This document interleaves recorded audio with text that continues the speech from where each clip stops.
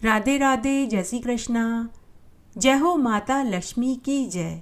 आज हम महालक्ष्मी व्रत की पूरी विधि जानेंगे कि महालक्ष्मी व्रत में पूजन की विधि क्या होती है, पूजन की सामग्री क्या होती है, कौन सा मंत्र बोलना चाहिए, 16 दिन तक माता लक्ष्मी को भोग में क्या चढ़ाना चाहिए, साथ ही उद्यापन की विधि क्या है और 16 दिन तक कौन सी कहानी सुननी चाहिए। यह संपूर्ण विधान हम इस वीडियो में जानेंगे। महालक्ष्मी व्रत, यह व्रत भाद्रपद शुक्ल पक्ष की अष्टमी से किया जाता है और आश्विन कृष्ण पक्ष की अष्टमी तक करते हैं। अर्थात इस व्रत को राधा अष्टमी के दिन से शुरू करते हैं और 16 दिन तक लगातार इस व्रत को करते हैं। इस व्रत में 16 तार का कच्चा सूत का 16 गांठ वाला डोरा लेते हैं। उस पर लाल चंदन लगाकर माता लक्ष्मी के चरणों से छुआकर महिलाएं हाथ या गले में धारण करती है। डोरा बनाते समय इस मंत्र को बोलें, करिष्येऽहं महालक्ष्मी व्रतते त्वत्परायणा अविघ्नेन मैं मातु समाप्तिम त्वत्प्रसादत्। अर्थात हे देवी, मैं आपकी सेवा में तत्पर होकर आपके इस महाव्रत का पालन करूंगी। आपकी कृपा से मेरे इस व्रत में किसी प्रकार का कोई विघ्न न आवे। व्रत के एक दिन पहले महिलाओं को हाथों और पैरों में सुंदर सुंदर मेहंदी बनानी चाहिए और व्रत वाले दिन महिलाओं को सुर्ख लाल जोड़े के कपड़े पहनने चाहिए। काजल, टीकी, बिंदी, मांग भरना चाहिए, अर्थात 16 श्रृंगार करने चाहिए। उसके बाद व्रत का संकल्प लेना चाहिए।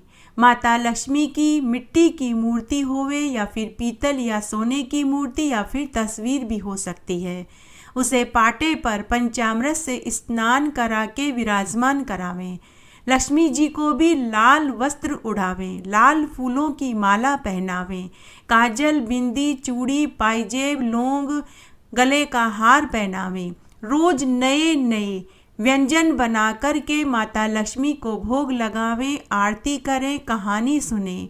16 दिन तक व्रत में ब्रह्मचर्य का पालन करें, जमीन पर सोवें, भजन कीर्तन और रात्रि जागरण में समय बितावें और रोज रात्रि को चंद्रमा को अर्घ्य देकर व्रत खोलें।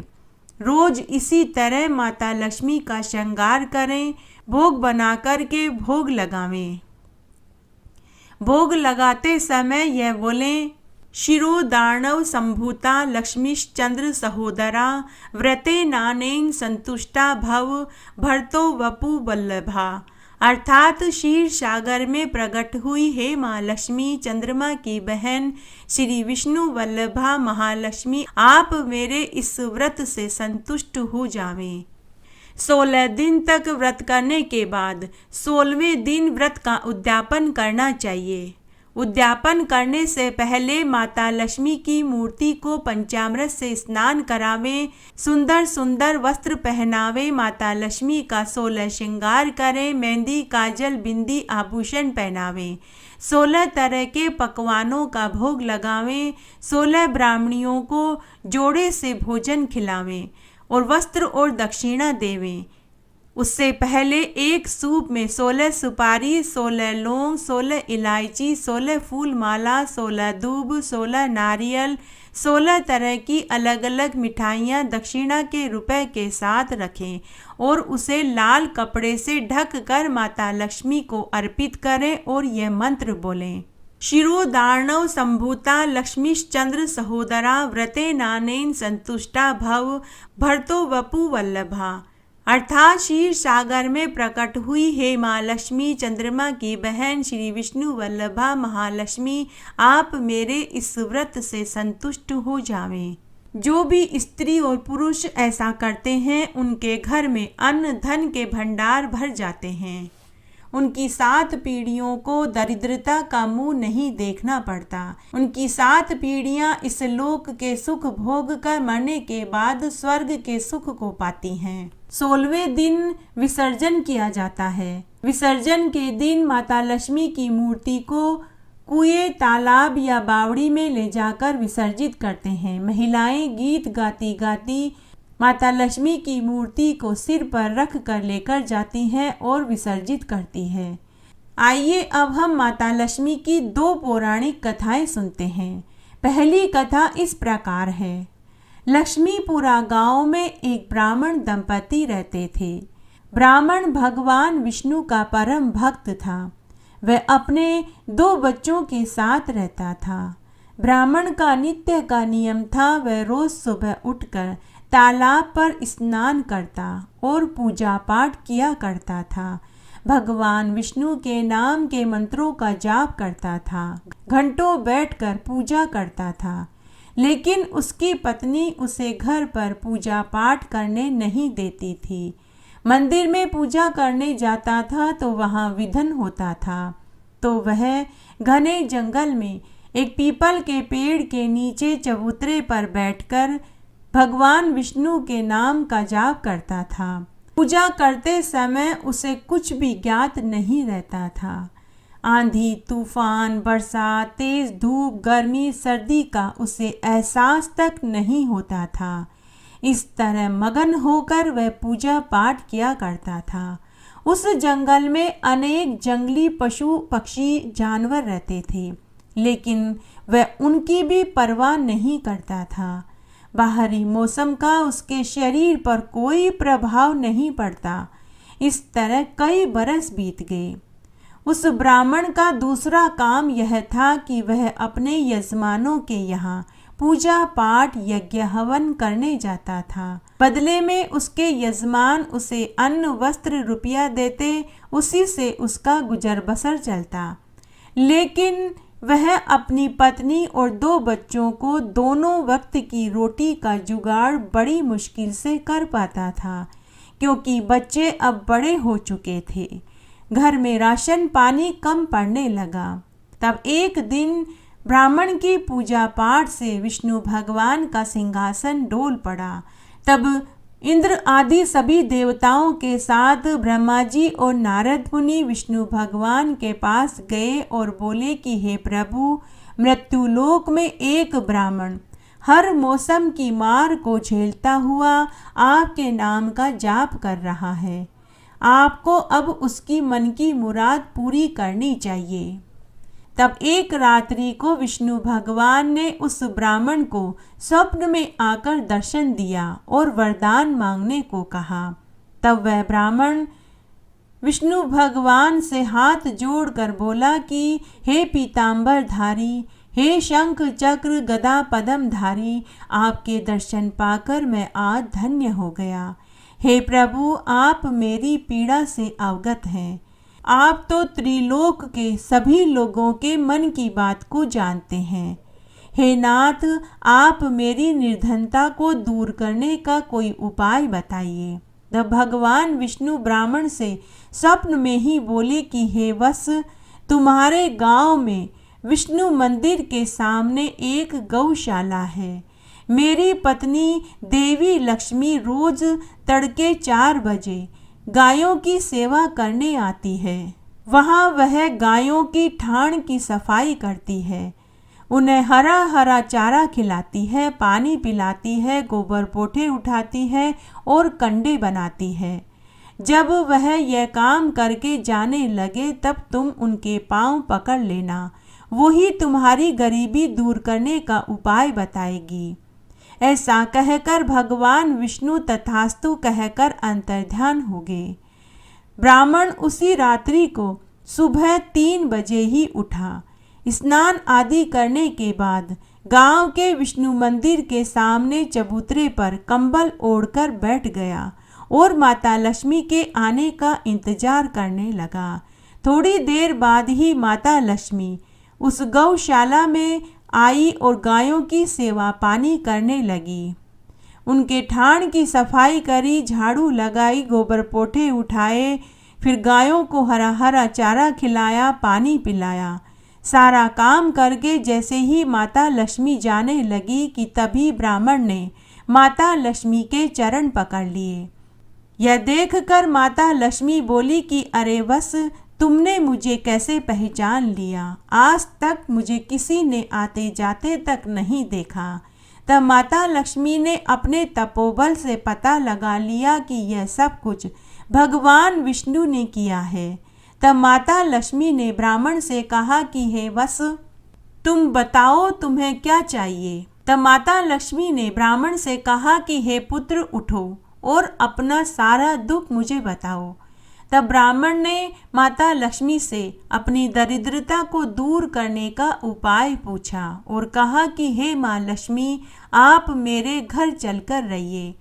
तब माता लक्ष्मी ने ब्राह्मण से कहा कि पुत्र, मैं ऐसे किसी के घर रहने नहीं जाती। तुम्हें मैं एक उपाय बताती हूँ, तुम उस उपाय को करो। तुम भादवा मास की शुक्ल पक्ष की अष्टमी से लगातार 16 दिन तक मेरी पूजा पाठ करो, भोग लगाओ, आरती करो, अखंड घी का दीपक जलाओ, 16 दिन तक व्रत करो और रोज रात्रि को चंद्रमा को अर्घ्य देकर व्रत खोलो।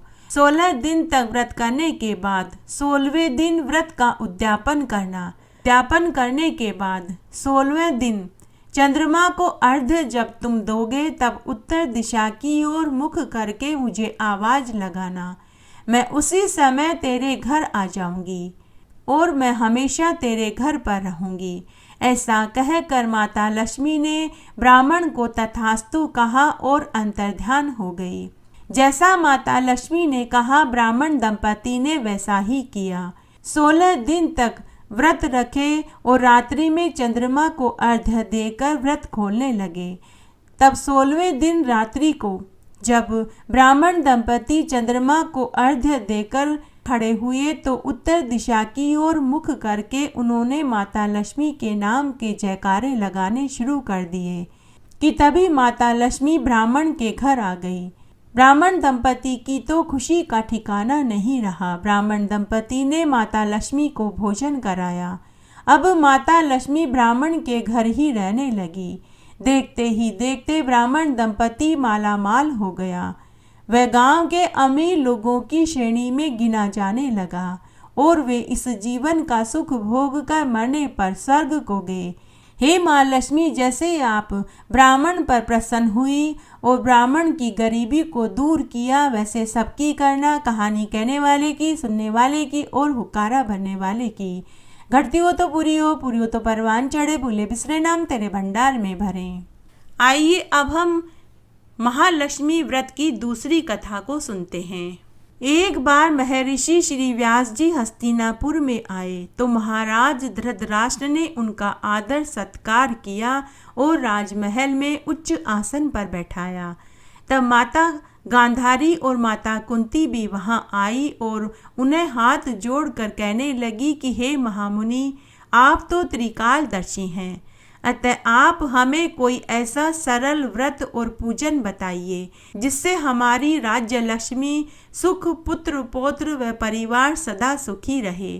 तब व्यास जी ने कहा कि मैं एक ऐसे व्रत को बताता हूँ जिससे घर में लक्ष्मी जी का स्थायी वास हो जाएगा और सुख वैभव की वृद्धि होगी।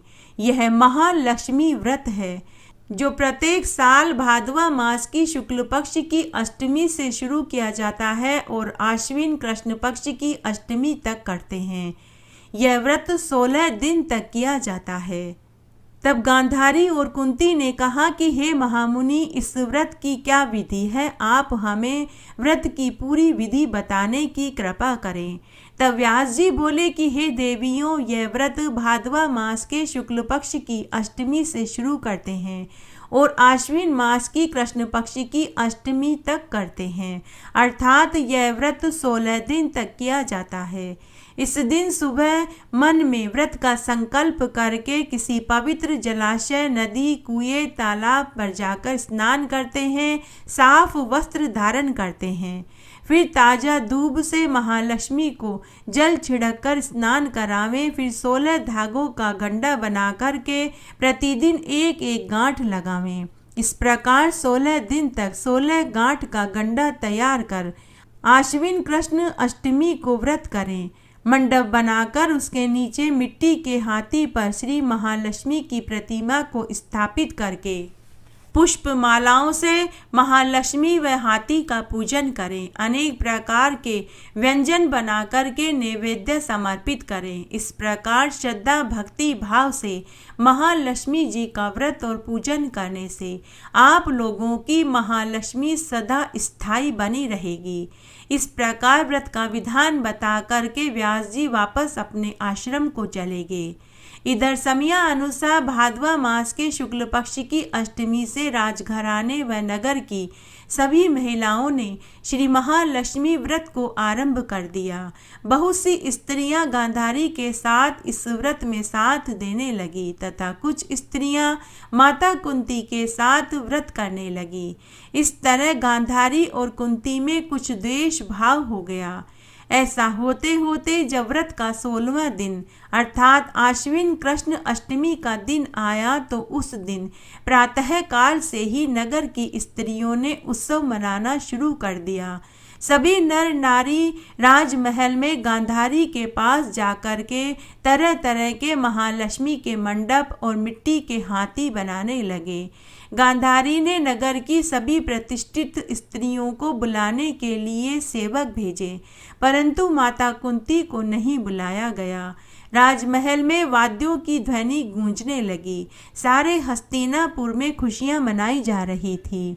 इधर माता कुंती ने इसे अपना अपमान समझा और वह दुखी हो गई और वह व्रत की तैयारी भी नहीं करने लगी। इतने में ही महाराज युधिष्ठिर, अर्जुन, भीम, नकुल, सहदेव पांचों पांडव उपस्थित हुए। अपनी माता को दुखी देखकर अर्जुन ने कहा कि हे माता, आप इतनी दुखी दिखाई क्यों दे रही हैं? तब माता कुंती ने कहा कि हे पुत्र अर्जुन, यह अति अपमान की बात है। इससे बढ़कर और क्या दुख हो सकता है। आज हमारे नगर में श्री महालक्ष्मी व्रत का उत्सव मनाया जा रहा है। उस उत्सव में राज रानी गांधारी ने समस्त नगर की स्त्रियों को सम्मान सहित बुलाया है, परंतु द्वेष भाव के कारण मुझे अपमानित करने के उद्देश्य से मुझे उत्सव में नहीं बुलाया।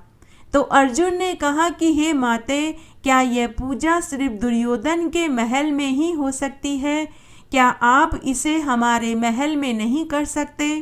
तब माता कुंती ने कहा कि पुत्र, गांधारी के 100 पुत्र सुबह से ही मिट्टी का एक विशाल हाथी तैयार कर रहे हैं और साजो सामान की तैयारी भी कर चुके हैं। अब समय भी हमारे पास बहुत कम बचा है। इतने कम समय में हम इतनी तैयारी कैसे कर पाएंगे? वो लोग इस उत्सव की तैयारी सुबह से ही कर रहे हैं। तब अर्जुन ने कहा कि हे माते, आप पूजन की तैयारी करें। सारे नगर की स्त्रियों को बुलावा भेज दें।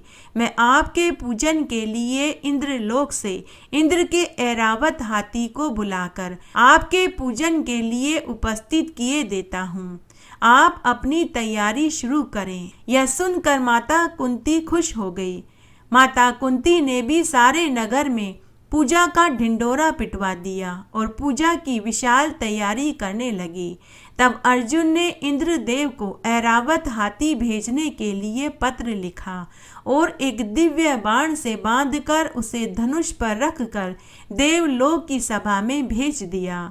इंद्रदेव ने बाण से पत्र खोल कर पढ़ा तो सारथी को तुरंत आज्ञा दी कि ऐरावत हाथी को पूर्ण रूप से सजाकर तुरंत बाण के साथ हस्तिनापुर में उतार दो। तब महावत ने तरह तरह के साज सामान से ऐरावत हाथी को सजाया और बाण मार्ग से हस्तिनापुर को चला गया। इधर सारे नगर में शोर मच गया कि कुंती के घर इंद्र का ऐरावत हाथी स्वर्ग से पृथ्वी पर उतर रहा है। माता कुंती उसी की पूजा करेगी। इस समाचार को सुनकर नगर के सभी नर नारी, बालक और वृद्ध कुंती के महल में एकत्र होने लगे। गांधारी के महल में भी हलचल मच गई। गांधारी के महल में मौजूद जब सभी स्त्रियों को इस बात का पता चला तो वे सभी अपनी पूजा की थाली लेकर माता कुंती के महल की ओर दौड़ पड़ी।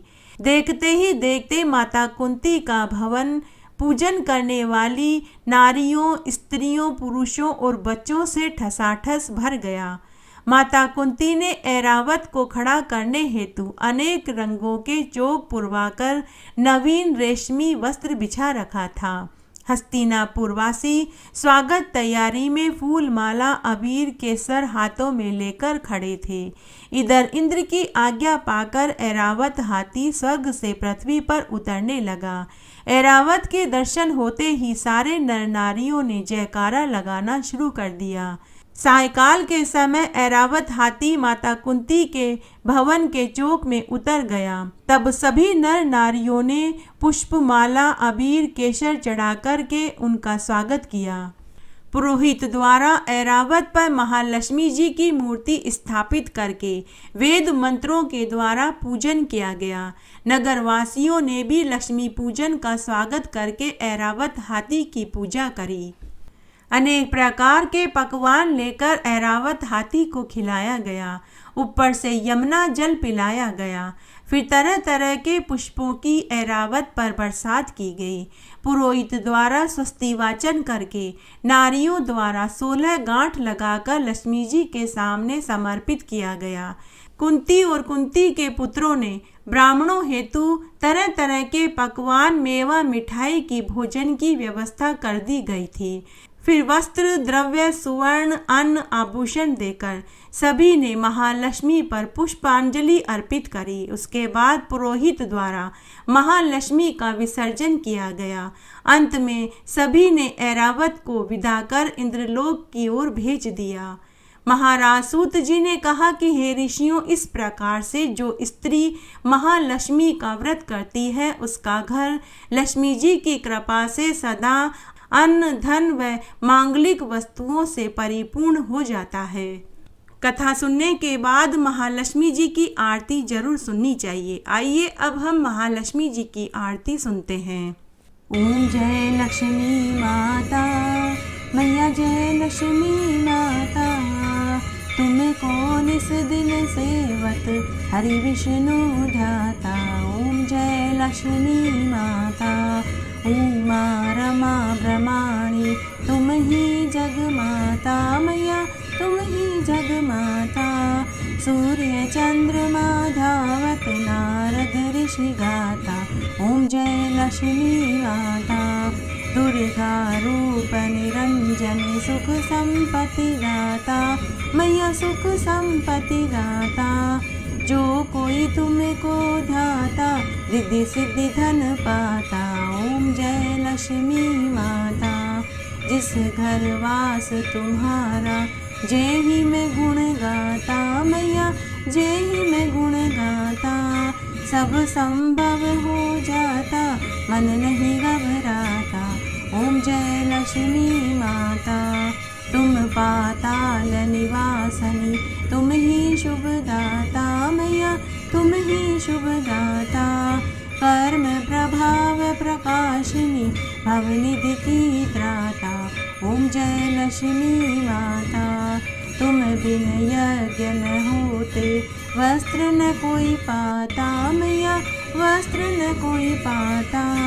खान पान का वैभव तुम बिन नहीं पाता। ओम जय लक्ष्मी माता, शुभ गुण मंदिर सुंदर शिरोधती जाता, मैया शिरोधती जाता। रत्न चतुर्दश तुम बिन कोई नहीं पाता। ओम जय लक्ष्मी माता, महालक्ष्मी जी की आरती जो कोई जन गाता, मैया जो कोई जन गाता। उर आनंद समाता, पाप उतर जाता। ओम जय लक्ष्मी माता। धन्यवाद।